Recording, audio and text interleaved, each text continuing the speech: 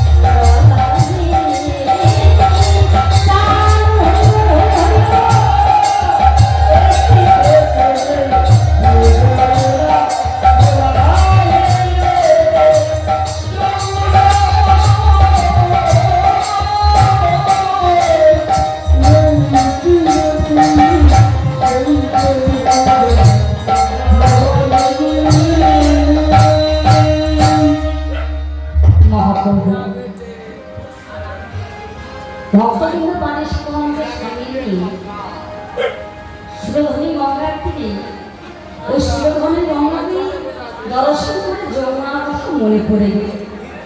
যে মা গৌরহরি যমুনার কথা মনে পড়ে যায়, অমনি গৌরহরি কি করেন না নবদ্বীপ বিহার করতে লাগে, সারা নবদ্বীপ দর্শন করতে লাগে। দর্শন করতে করতে করতে করতে হঠাৎ করে এক সময় কি দেখা গেল, নবদ্বীপে ওমা সুরধনীতে একটা বোন ছিল না, সেখানে তো একটা বোন ছিল না, অনেক বোন ছিলেন। তো বহু বোনের মধ্যে একটা বোন দর্শনের সেটা কিসের দেখি বোনের না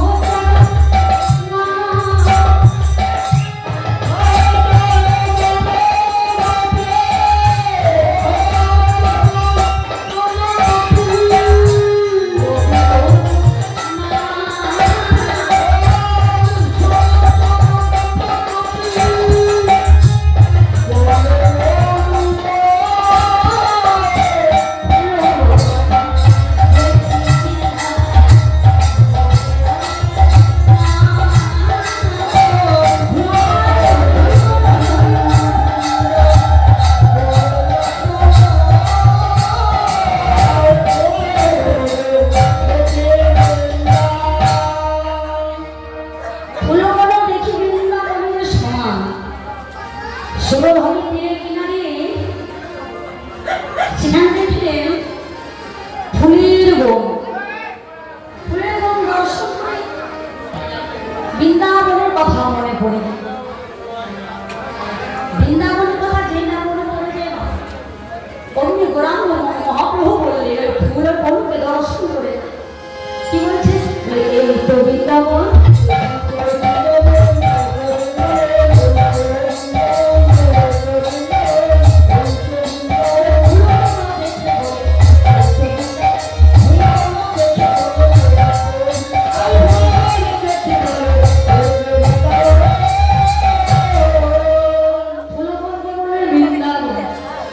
যখন বৃন্দাবনের কথা মনে পড়ে গেলে দিদি ভক্তবৃন্দকে এমন সময় দর্শন করে দিলেন।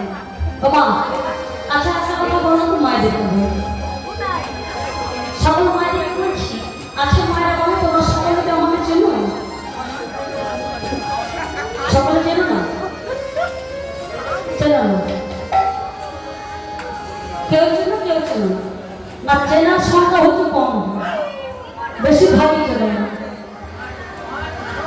তো যাই হোক, তোমরা যখন চেনো না আমি এটা আমি কীর্তন করতে গিয়ে এসেছি, কিন্তু আমি আর আপনাদের সবাইকে চিনি, তোমাদের প্রত্যেকেই চিনি। হ্যাঁ আমার প্রত্যেকেই আমি চিনি, এমন কেউ বাকি না যে চিনি না। হ্যাঁ প্রশ্নটা আসতেই পারে যে ও কীর্তনই আবার আমাদের কথা কেমন করছিল রে বা, হ্যাঁ সেটা প্রশ্ন আসতেই পারে। তো কেমন হয়েছিল সেটা তাহলে তোমরা হ্যাঁ তোমরা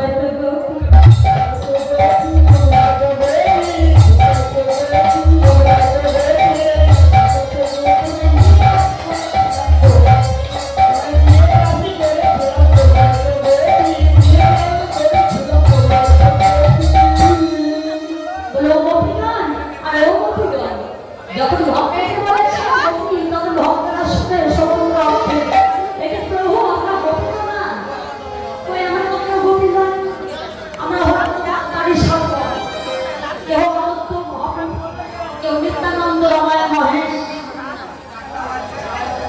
তারাই হই তোমার গোপীরা বলো তোমরা তোমরা তো ছিলে ওই বৃন্দাবনের সেই তোমরা বহু ভুলে গেছো সেদিনের কথা। পরে শোনো আজ আমার একটু মনে বড়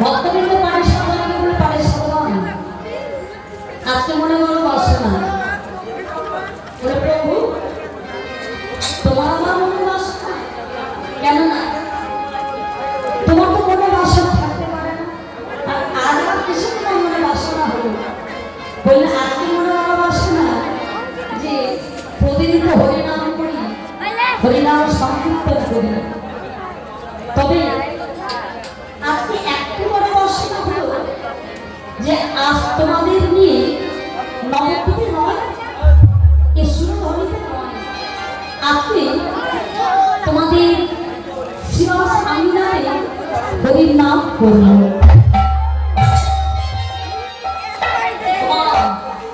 যেই শ্রীবাস আমিনাতে প্রতিদিন হরিনাম করতে মহাপ্রভু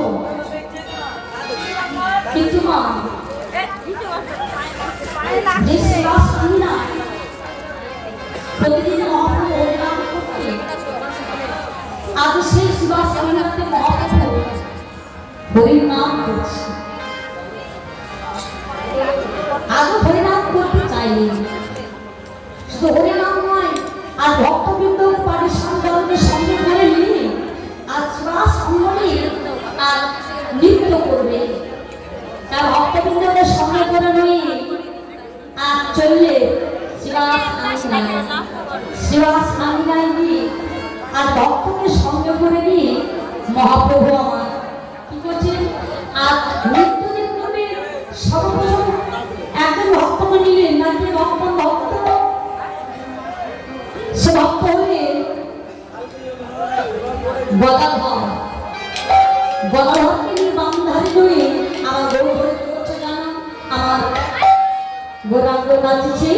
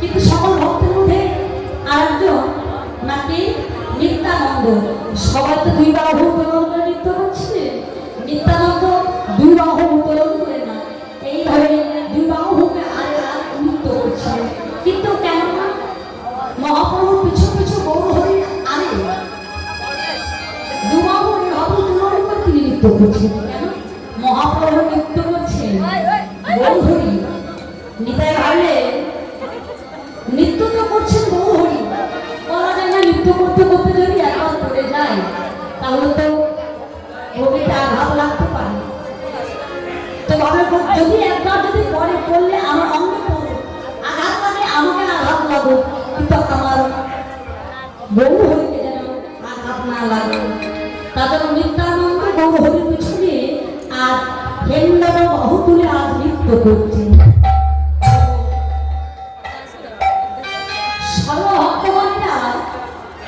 আর নৃত্য করলেন কেহ বিলম্ব কেহ বড়কার কেহ হরিধ্বনি কেহ মূলধ্বনি কেহ জয়ধ্বনি এইভাবে সমস্ত ভক্তগণেরা তারা একসঙ্গে হরিনাম মাতোয়ারা হয়ে আজ তারা নৃত্য আরম্ভ কিন্তু নৃত্য করছেন সবার মাঝখানে আমাদের পঞ্চতত্ত্বের মধ্যমণি মহাপ্রভু আর ভক্তবৃন্দকে সঙ্গে করে নিয়ে আমার ভক্ত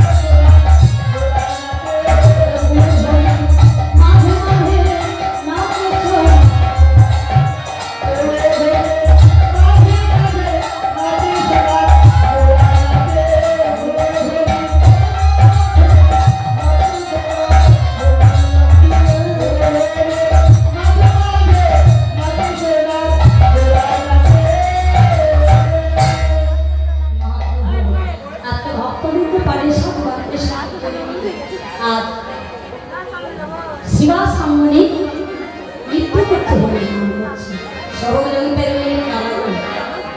এদিকে নাকা আছে যন্ত্র মহাপ্রভু শিবা সামনে আপনি বললেন কোনো বড় তারকা সুবেল করিয়া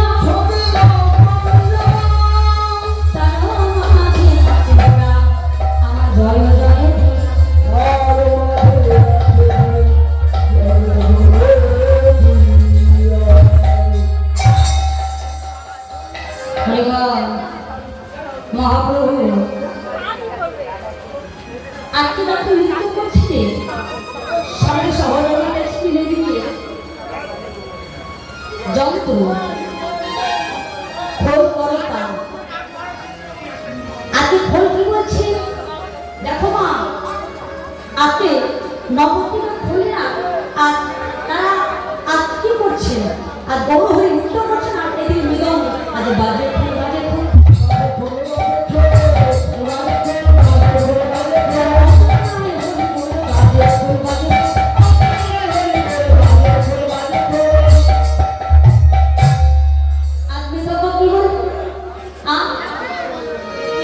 বাজে বাজে খোল বাজে খোল বাজে মানে কি হ্যাঁ গো বাজে মানে তো খারাপ হ্যাঁ বাজে মানে তো খারাপ তাই না তো কোনটা খারাপ ওই মাটির মৃদঙ্গটা খারাপ সেটা নয় মাটির মৃদঙ্গ আছে আমাদের দেহ মাটিতে আমাদের দেহটা কিন্তু মাটি দেহটা চামড়া আজ আছে কারো মাটি হয়ে তো আজ চামড়া হতে পারে আজ চামড়া কারো হবে মাটি কেন আজ বেঁচে আছি বলে তো আজ দেহটা চামড়া আছে কাল মরে গেলে কালকে মাটি করে চলে গেলে আমার দেহটা মাটি হয়ে যায় তো দেহটা হচ্ছে আমাদের মাটি তো এই দেহটা হচ্ছে আমাদের বাজে খোল কেন কেন না তোমা দেহের মধ্যে যে কৃষ্ণ নাম জানে না যে দেহ হরিনাম করিতে জানে না করিতে জানে কৃষ্ণ ভালোবাসে না হরিনাম ভালোবাসে না সেটা হলে বাজে না বাজে তো হল এই কথাটা কে বললেন আজকে বললেন মাটি ওই মৃদঙ্গ কি বলছে মৃদঙ্গ বলছে ভিকিতা ভিকিতা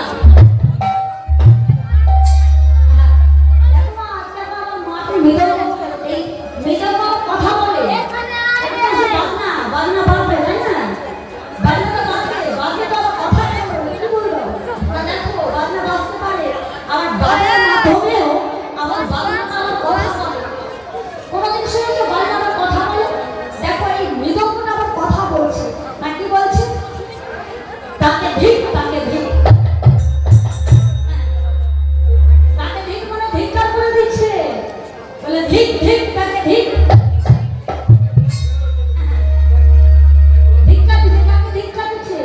ওই যে যারা কৃষ্ণ ভালোবাসে না যাদের বাড়ি থেকে কীর্তন শুনতে এসেছে যারা কৃষ্ণ ভালোবাসে না তাদের বাড়ি থেকে এসেছে তো তারা কি পছন্দ করবে যে কৃষ্ণ নাম শুনতে না হরিনাম শুনতে না রাসলীলা শুনতে না তারা তো ভালোবাসবে না নিজেরা শুনবে না আর অপরকেও শুনতে দেবে না এটা তো একটা স্বভাব হ্যাঁ হিন্দু সমাজে সনাতন হবে কিন্তু যারা কিন্তু ভালোবাসে না কৃষ্ণকে ভালোবাসে না যারা কিন্তু ভালোবাসে না কৃষ্ণকে ভালোবাসে না ওই তারা এরা কি করবে না তাদের বাড়ি থেকে যদি আসে যারা কেউ যদি কৃষ্ণ ভক্ত হয়ে যায় তাদের প্রতি কিন্তু শুনতে করা হয় কীর্তন শুনতে গেলে বলে ওই দেখো ভক্ত হয়েছে কীর্তন শুনতে গিয়েছে হ্যাঁ মহাপণ্ডিত হয়ে গেছে কত খোটা কত রকমের কথা হ্যাঁ তো এগুলো মতো যারা কৃষ্ণ ভক্ত হয় যারা ভগবানকে ভালোবাসে ভগবান বিনা কিছু বোঝেন তাদের ক্ষেত্রে এমন দশা হয়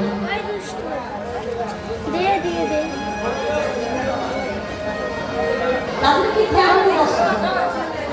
ভগবান ভালোবাসতে গেলে একটু কষ্ট করতে হয়।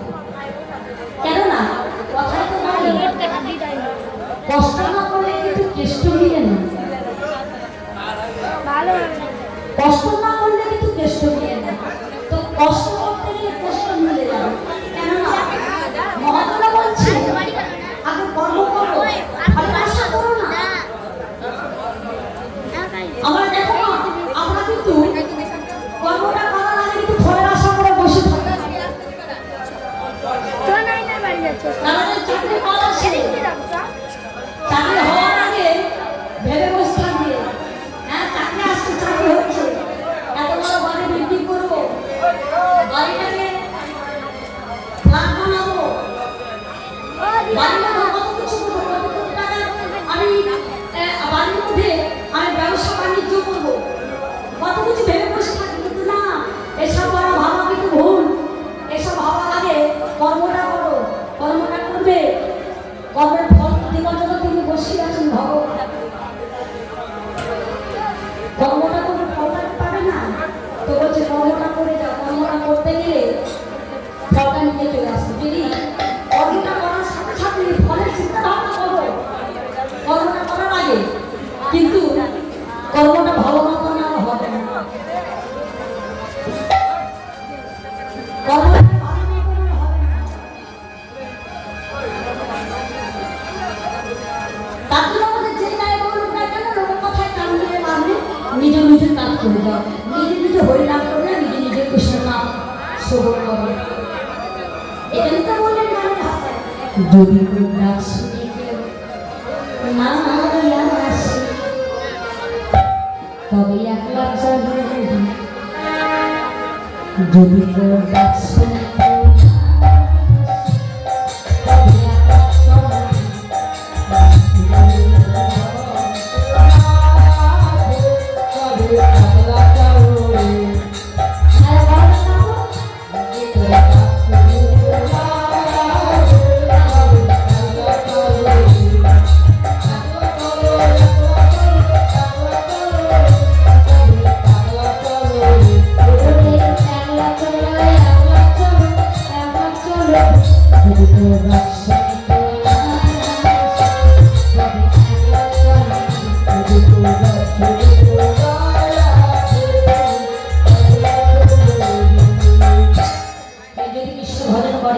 সুপথে যায়, আবার অন্য কেউ চেষ্টা করে যে তোমরা আমার মতো করে ওই সুপথে আসো।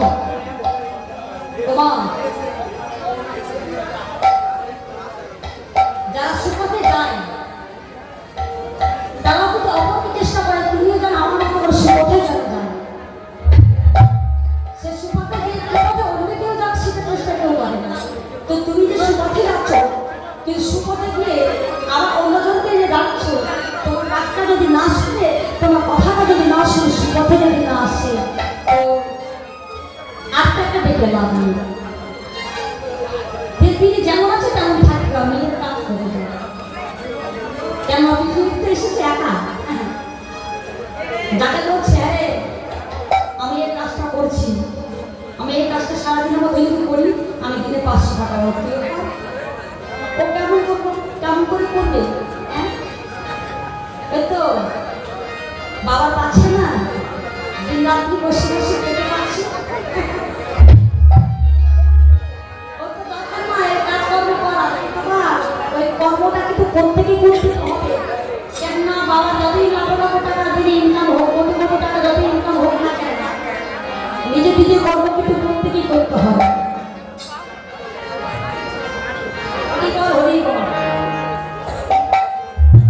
তো এজন্য আজকে নিগম বলছে, নাকি বলছে নিগম বলছে, তাকে ধিক্কার করে দিচ্ছে, তাকে ধিক্কার দিয়ে দিচ্ছে। Very good. তো আবার শুধু নিগম নয়, আর একজন আছে না, কে আছে? এই বড়তাল। বড়তাল কথা বলে, বড়তাল কি বলছে? বলে বড়তাল বড়তাল